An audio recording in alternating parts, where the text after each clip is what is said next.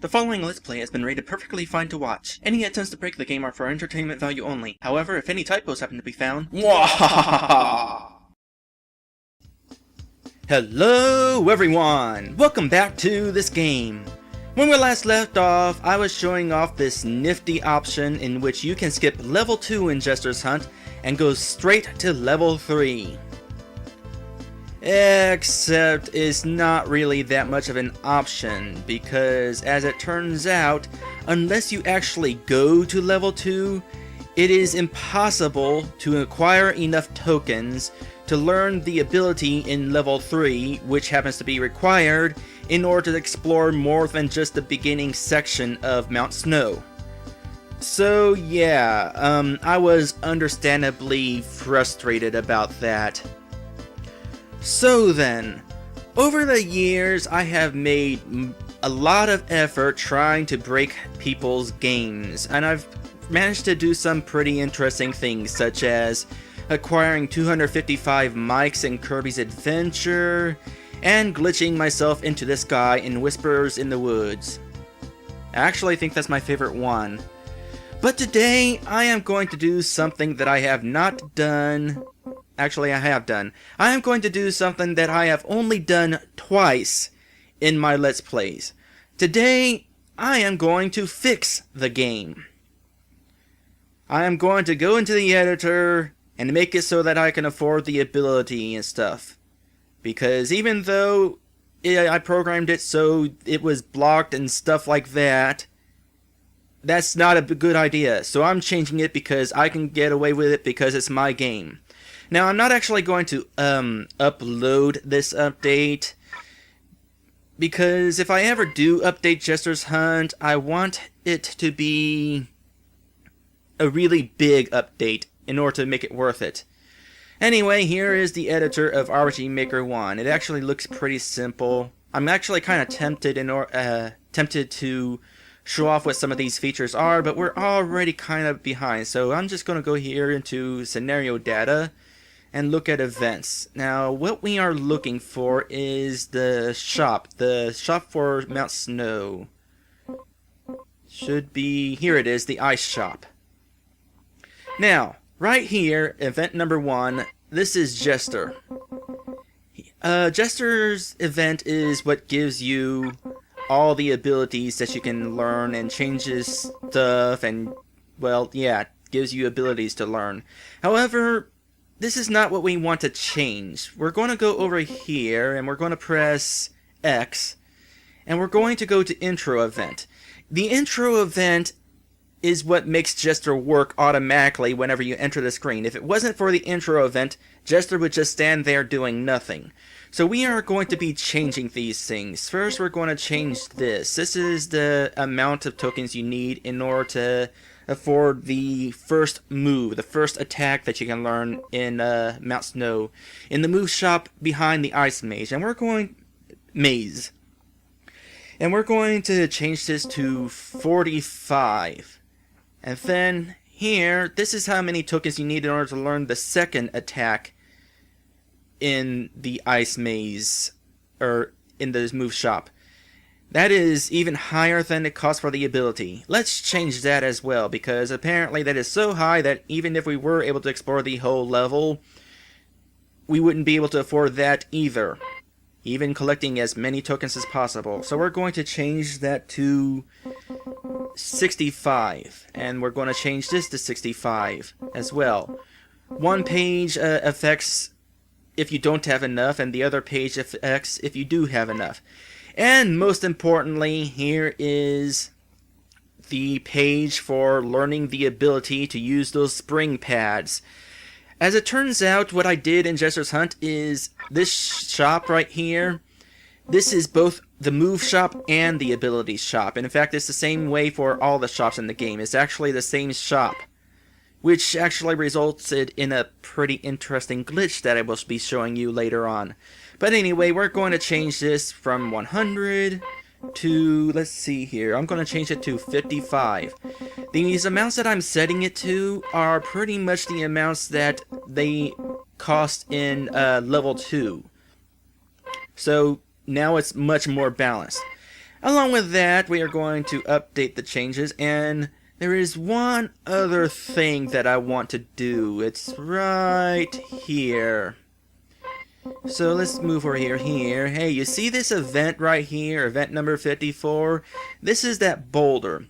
You know how I pushed that boulder down and then I left the area and the boulder's back in place, which means I have to go back through it here in order to get back over here? Yeah, this boulder, you see this boulder? I'm going to hit triangle. You see this boulder? Now you don't. Alright. With that out of the way, I'm going to save the changes to the scenario data, and I'll meet you back in the game. And welcome back to this game! So, now we've made the changes, so we will be able to finish exploring Mount Snow. At least, mostly, because there's still going to be a couple things we won't be able to do until later. But I'm okay with that because that's how it's supposed to be. By the way, you'll notice that I actually started in this space down below me, which I can't walk into. I actually have it set so that when you load the game, it puts you back at the beginning of the castle. And the way that works is when you exit a level, right before it gives you the option to save, it actually gives you a save item. And then you save the game with that item in your possession. And then right after you're done saving, it takes away that item.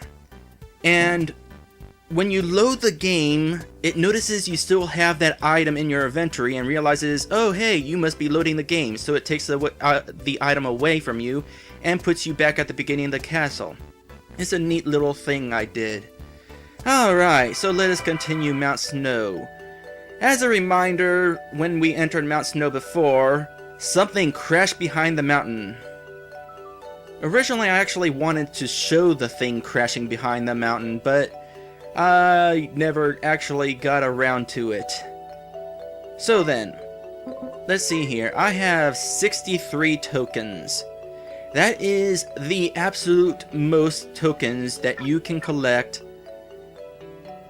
if you skip level 2. Which is why this was ridiculous. 100 tokens, really?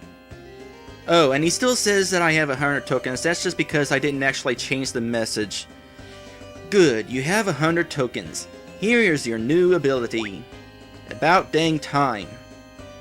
Boingy. Oh, I remember this. Boingy. I'm not doing the echo. Screw the echo, it's kind of silly. Boingy. And so is this spell. It's actually a reference to... Why am I making so many references to...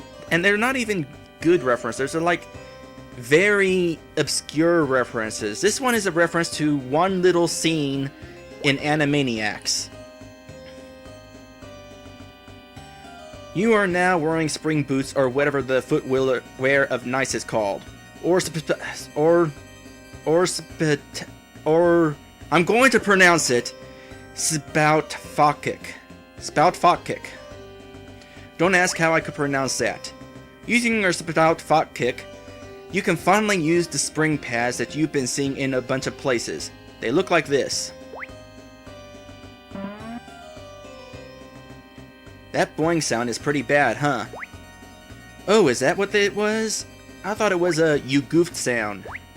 Nope, a boing sound. Anywho, using your Spoutfakik and the spring pads, you can jump up to new heights. I actually spelled heights correct here. So with the spring pads, apparently I just went copy-pasta on them all, and that's why they are all spelled wrong. Jump with X. To drop down, simply drop between signs that have down arrows on them. Wait, did you say jump? Couldn't I just climb to new heights? Cause I have this weird Luigi deal where I make walking motions when I'm jumping. Like when you're sliding across ice? Hey, you were watching me! You can't spy on me! You've learned the ability in this shop. Come see me in the next world. Close the bottom half of the door on your way out. What? I'm not done with you. You can't just kick me out like that. ...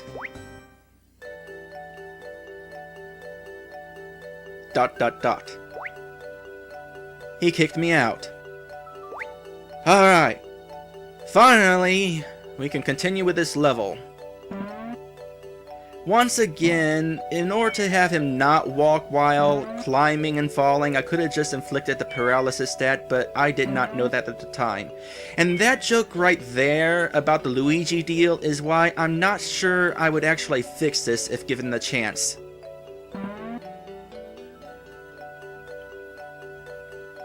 Alright, so in here, we have a sign. What does the sign say?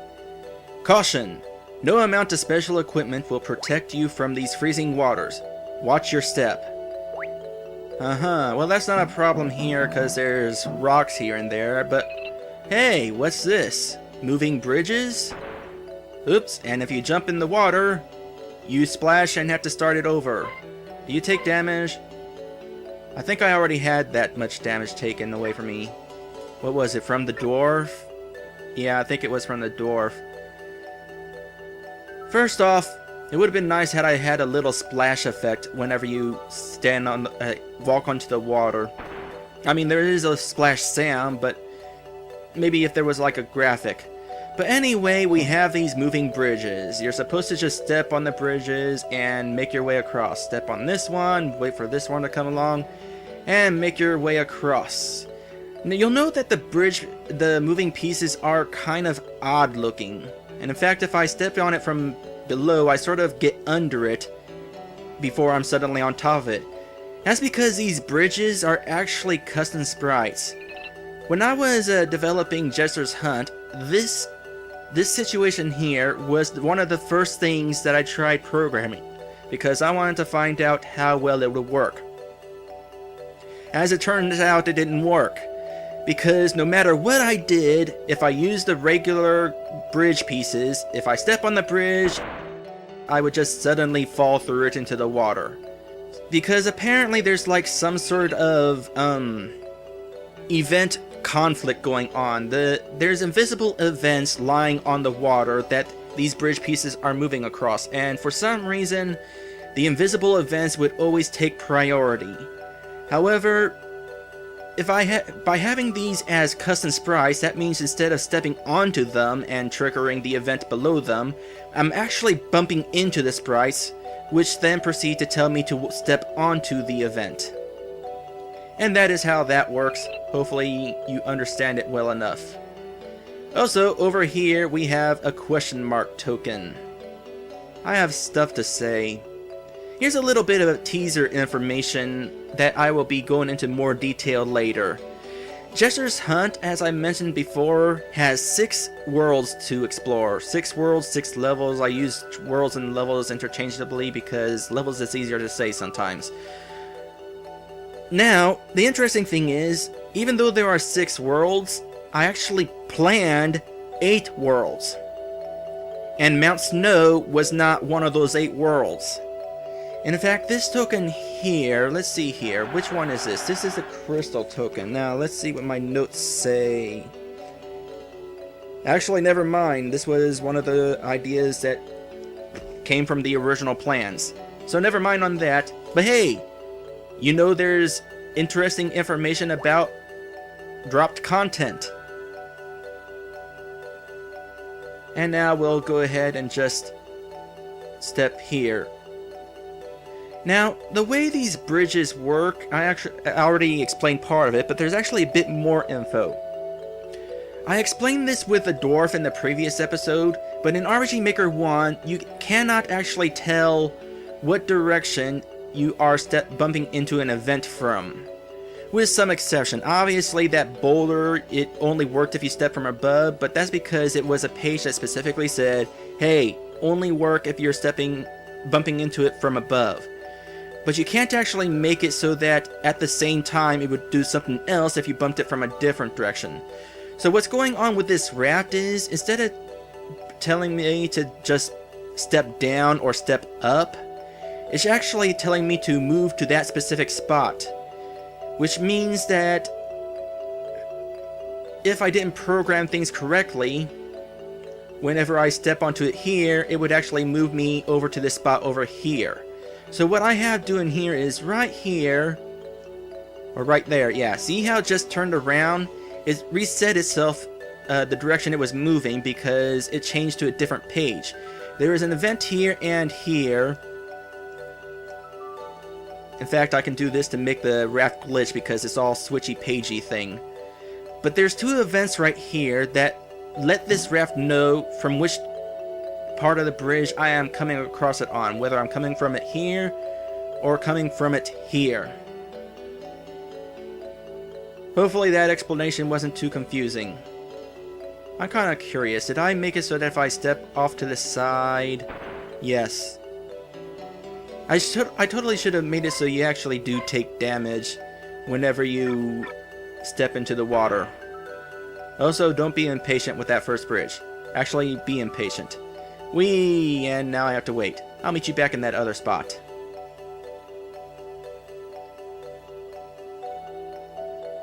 And now I'm in that other spot. That didn't take long. I probably don't even need to edit it out. But yeah, this is definitely a neat little puzzle and pretty inventive considering the limitations that I was dealing with. Also, you'll note that while I'm standing on the raft, it's not moving. The reason for that is there's no way to make it so Mr. Knight automatically rides the raft. Even if I told Mr. Knight and the raft to move with each other, they would move separate, not at the same time. So it'd be like the raft would move and then Mr. Knight would quickly get back on it. But we've made it to the end of that section of the level. And here we have a couple of tokens and the transport pad. And a really giant cave with some debris lying around. This must be where the crash happened. What's in here, I wonder, except I don't because this is my game and I already know everything. Well, we got tokens and we have what appears to be a spaceship. Or does it appear to be a spaceship? Is it obvious it's a spaceship? Well, that's what it is. It's a spaceship.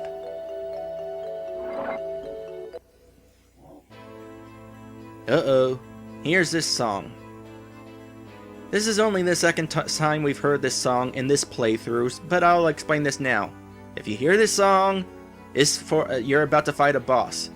Also, more custom sprites.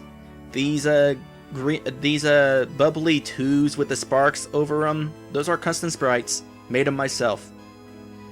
Now, as we explore around here, we see a door, but we can't actually get to the door. And, you know, there doesn't seem to be anything in here. Oh well, guess I'm just gonna go ahead and leave. So, you followed me all the way here. What? Who's there? So, at this point in the original Let's Play, I actually ended the video here, in a cliffhanger. However, I already used a cliffhanger with the previous boss we fought, so let's just move on. It's automatic. If you think you're going to win, think again. You're not taking me alive! Generator online. Power cells in check. Preparing to fire lasers. Nowhere to hide from my unseen wall-mounted lasers. This boss. Alright, so all of a sudden we have these sparks following us. They're not going to do anything. Events, even if they're events that you can regularly step on, will not step on you, and they cannot activate by simply bumping into you. You actually have to mistakenly step into them like this. Target locked. Lazy beam. Really? I stole that from Rugrats. And that's how that works. How much damage do they cause? I assume 1 HP. Yeah, I better not do that 2 more times. I mean, it'd be interesting to show off a game over. Actually, yeah. Let's show off a game over. If only because I'm curious if the cutscene will play again if I come back. The heck? Hold on, step there again. Oh, goody! Even more event event priority interference going on. So right where I'm standing right now, there's also an event that is invisible but hasn't activated yet. Apparently, even though this event that I'm standing on doesn't do anything yet, it's still wanting to take priority over these sparkles. That's kind of annoying. There should be a way to fix that, but I don't know if there is. Whatever. So we'll just step here. And here's my last health.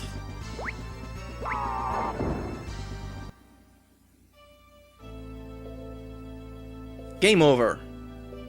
You know, I don't think I showed off a game over in my original Let's Play. That's one thing I do better now. I actually show stuff off. In the original Let's Play, I just sort of rushed through the game, sorta.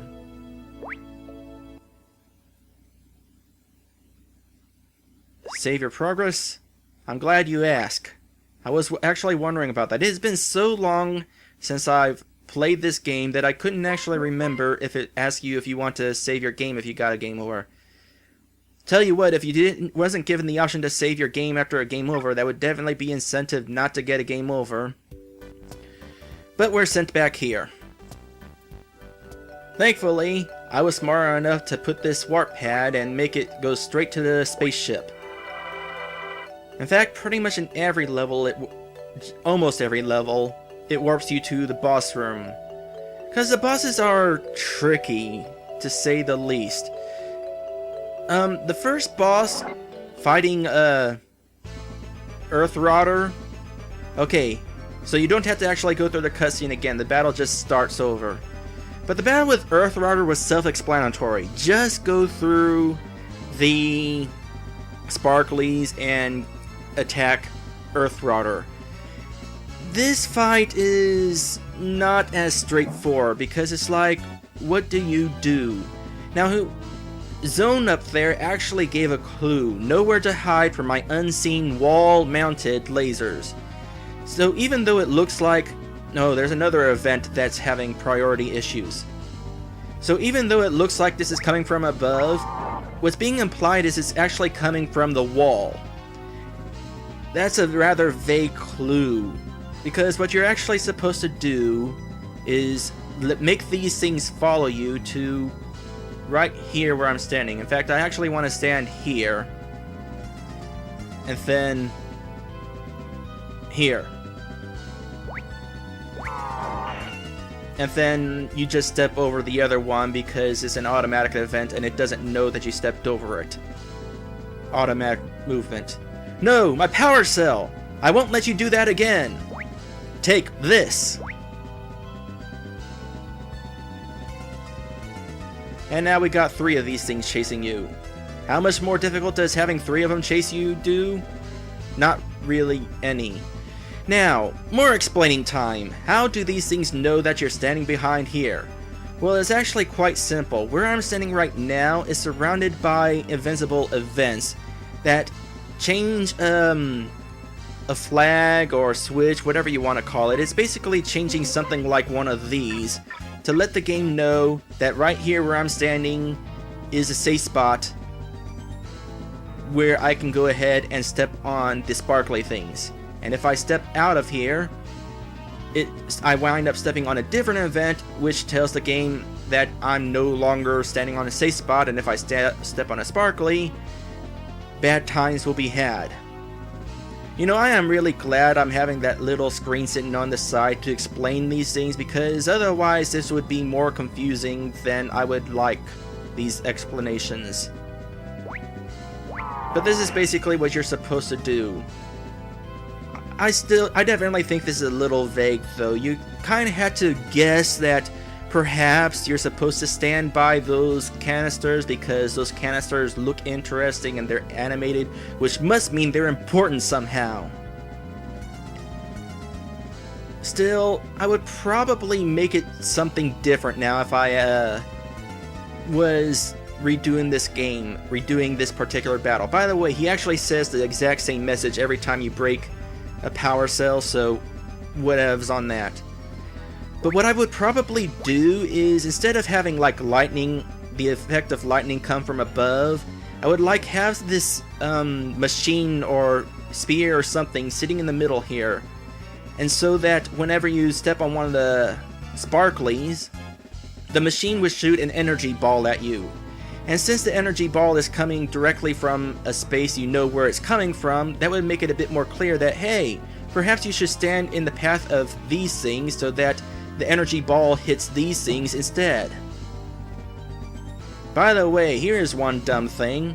I can't actually step closer to these tubes, these containers, because it is ever so slightly standing on the tile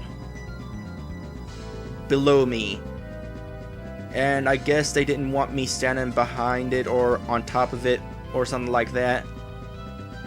But anyway, now let's go ahead and finish the fight, since I think I have explained fairly well what is going on with this fight. The downside is it actually takes a little bit for these things to actually reach you.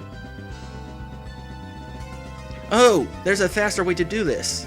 You remember how the bridge piece in the earlier area where if I stepped on the events to tell the bridge piece where I was, it would glitch to the next space because the pages were resetting? I'm going to do that here. That'll make them come to me much quicker. Speaking of these things, the sparklies, do not hold down at this point because the next sparkly, well, I'll just show you. I'm just going to hold down. Run away! And wow, it just walked right through me. Huh. But what's supposed to happen is you would step on that thing immediately and it would zap you. But anyway, I'm going to do this. And that made him come faster. Wow, look at all these sparklies I'm about to step on for this little scene where after I zap the thing. Damage, damage, damage, damage, damage. I should be dead now. Uh-oh. You know, I'd like to address something. Some people spell it ut-o. U-T-O. Who says ut-o? I say uh-oh. With all the power cells destroyed, the system is overloading. Yeah, that's your own dang fault for designing the ship like that.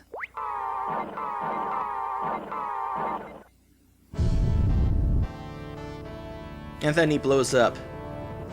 And then, for some reason, birds are flying inside. And then, watch this trophy as it drops down. It actually drops down behind that window because of a layering issue where, well, Zone was standing behind there, so, of course, it goes behind the window too. And then suddenly these appear. I'm not entirely sure why I didn't want like some special effects showing these appearing, but no, they just instantly appear. Speaking of layering issues, apparently this window is something you can step behind. I don't know why. What in the world would you actually want to put behind this window?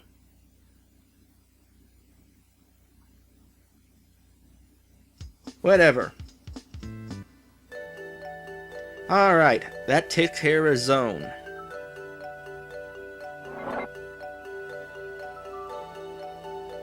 Except it doesn't take care of Zone. Don't think you've won yet. You're going to pay for the trouble you and your leader have been causing. I get the feeling something else is going on here. What the heck is going on? I don't know, except I do. But you'll have to find out what that thing is next time. I'll see you then.